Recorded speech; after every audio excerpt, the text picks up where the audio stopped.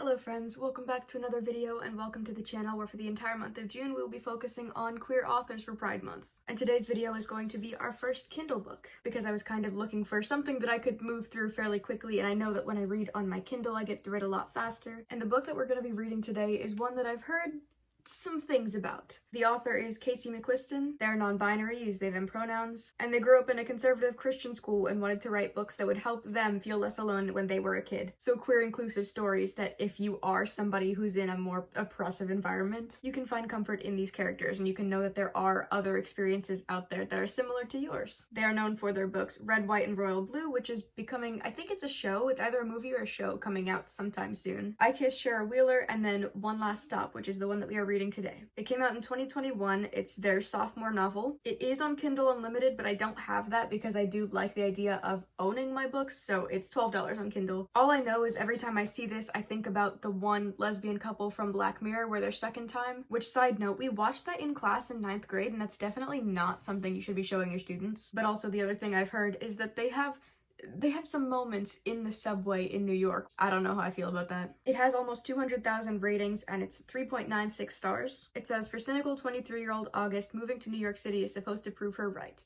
That things like magic and cinematic love stories don't exist, and the only smart way to go through life is alone. She can't imagine how waiting tables at a 24-hour pancake diner and moving in with too many weird roommates could possibly change that, and there's certainly no chance of her subway commute being anything more than a daily trudge through boredom and electrical failures. But then, there's this gorgeous girl on the train. August's subway crush becomes the best part of her day, but pretty soon she discovers that there's a big problem. Jane doesn't just look like an old school punk rocker, she literally displaced in time from the 1970s. It's a magical, sexy, big-hearted romance where the impossible becomes possible as August does everything in her power to save the girl lost in time. Jack Edwards rated it 4 stars, said it is like a hug in a book, and Allison from Allison Pages rated it a 4.5. So it's got some high reviews from people that I do tend to gravitate towards for book recommendations, so I'm expecting good things, but also the subway scene is really off-putting, and I feel like that's definitely going to sway my opinion once we get there. But for right now, we are buying it. It's 12:38 a.m. on June 9th.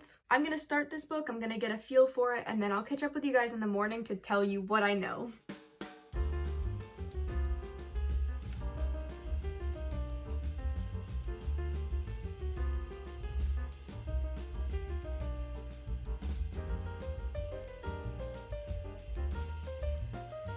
Good morning. It's the next day. I got 46 pages through, and right now I'm not really enjoying it. I'm very bored. People have mixed feelings about the way that this author writes. I've seen also some people saying that Shara Wheeler is boring. This video is going to be spoiler free. It's 432 pages, but we won't get into the details later on. Right from page 1, it lets you know that this is going to be queer inclusive and accepting, but I'm 50 pages through and it starts off very slow because you're just following another 20-something going to New York for the first time. There are lots of pop culture references. They talk about Grease and Spirited Away and Netflix, which is good and fine, and recently I haven't been minding that, but I think it's because the books that I've been reading haven't been serious. This one doesn't feel silly.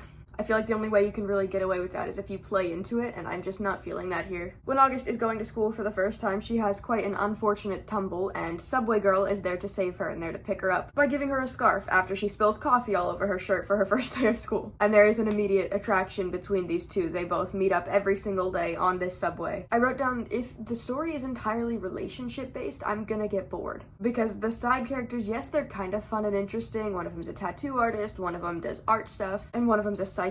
Like, that is fun. I like the idea, and it really jumps straight into this attraction between the two people, which I guess is the point of a romance. Like, I understand why that would be the focus, because that's literally the point of the book, but personal enjoyment, that's not something that I really want. I want to see the bigger picture. I love to see the romantic relationship, but taking a step back and seeing also the friendships and seeing also their personal struggles and how they manage all of that. Think Happy Place by Emily Henry, where it's very much focused on the friend group, but promoted as a romance just because of this main couple. I just feel very bored by all of the characters right now. I really don't care about any of it. And also, they curse a lot. Like, all of the characters curse a lot of the time, which I guess is probably realistic. People do curse frequently, but when you're writing a book, it just feels kind of lazy to have that be in all of the dialogue. Which again, this is all my personal opinion. I want to make that so clear because I know people enjoy this book and that it's just a cute story. This is just my personal enjoyment and my personal book standards. I just don't like seeing so much of that. It really takes you out of the book. So that's my update right now. I kind of didn't expect to like it going into this, which I kind of also wanted because so many books this month have been a success. I kind of wanted something, so we'll see.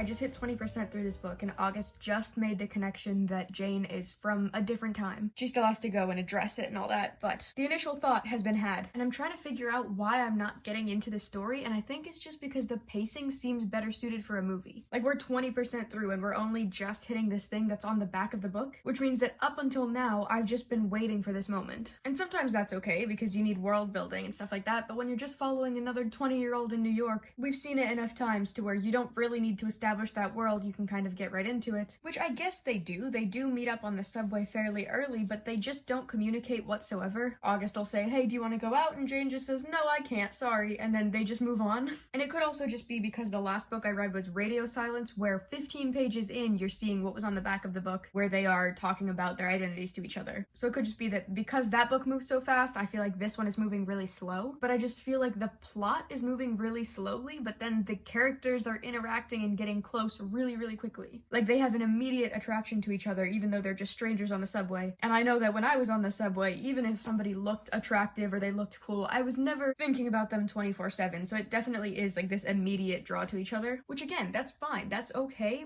but it doesn't really fit with how slowly the actual story is moving. And it does also seem very focused on physical attraction, which I don't enjoy in books. I really like the more emotional romances. So I don't know. I will say, as far as I can remember, I haven't seen any representation of drag performers in books before. This is the first time where it's just a character having a conversation. I'm sure I've read it at some point, but nothing memorable. And I think that was a cute touch because it just shows that she's another person. And then also, I love how the transness is represented. One of her roommates has a picture hanging up and it's him as a little kid, but in a pink bow and a dress, and they're just like, hey, who is this? And he says, oh, that's me. And she's just like, oh, okay. And then they move on. It doesn't have to mean anything for the actual character, but it's something to make note of, and then you just move past it. So I like this book for the representation, and I like the author for trying to put that representation into books, but the actual way that the story is presented is just not hooking me.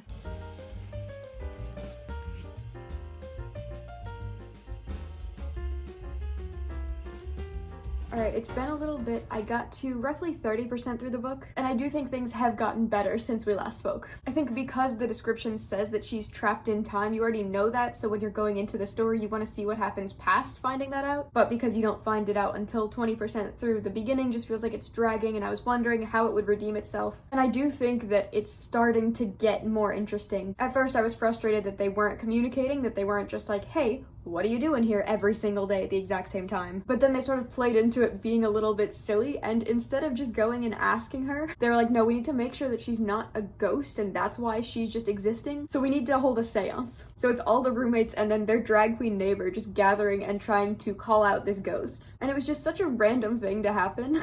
And that just solidified in my head that this would be really great as a movie, because I think how spontaneous a lot of things are in this book, it would be really fun to watch characters do, but it's not as impactful when I have to picture it. If it was on a screen, then you're able to just watch it and have a fun time, but when I'm reading it, I want a little bit of a different format. I think that's what it comes down to. I'm still trying to figure it out, but that's the best explanation that I could come up with. And then the other thing that I wanted to mention is the fact that August's big quirky personality trait is that she is secretly a detective. Her mom was working with some case, and because of that, she grew up her whole life knowing all about how to pay attention to the little details. And there's a point where it's her and June on the subway, and they're looking at other people on the train, and they're saying, what do you think their story is? And August is saying, oh, well, this person's shoe is creased in this place, and that means that they work at this job. And I thought that was really frustrating, because how are you going to claim to be such a good detective, and yet you don't question at all anything about June up until you see a picture? Because the way that she finds out that there's something weird going on with the timeline is when she sees a picture of when her job opened in the 70s, and there June is. I'm so sorry, I've been saying June this whole time. Her name is Jane. That is embarrassing. I wrote it down in my notes as June. I don't know why I did that. But it was extremely frustrating to see somebody claim to be so good at seeing all the little details, and then they don't question at all how this person is on the same exact subway as them every single day. This is happening over an extended period of time. This person is seen on the subway wearing only one outfit with a bag full of things that are from earlier 70s, 80s, 90s music. How are you such a detective and then you look at all of these records and you think, oh, she just takes really good care of them, instead of, why does she even have these things in the first place? This is a weird collection of things in your bag. Which I understand that if you're living regular life, you're not going to be considering the fact that time travel is happening. It makes sense, you're going to try to rationalize it because that's just a weird conclusion to come to, but in the story, when it's playing up this idea that she's a big detective, it's just weird that that isn't questioned at all. So I guess it is just the rational side of her saying there's no way that's a possibility, so let me find another reason for it all. Or it's just that she's blinded by love and she's really attracted to this person, and so she doesn't even stop to think about it. Like, it's okay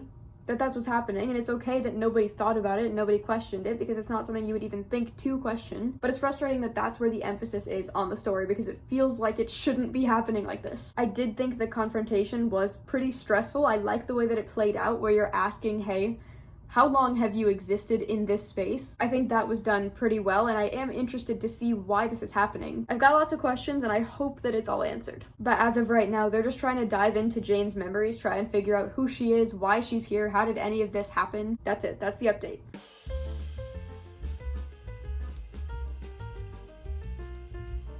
I don't care if she waited until 3 a.m. so there are less people, and if she brought a blanket, and if she tried to pick the cleanest subway car. They didn't even use the blanket. You can't just do that on the subway. I take back what I said about it being 3 a.m. and them trying to avoid people. You can't do that on a full subway car.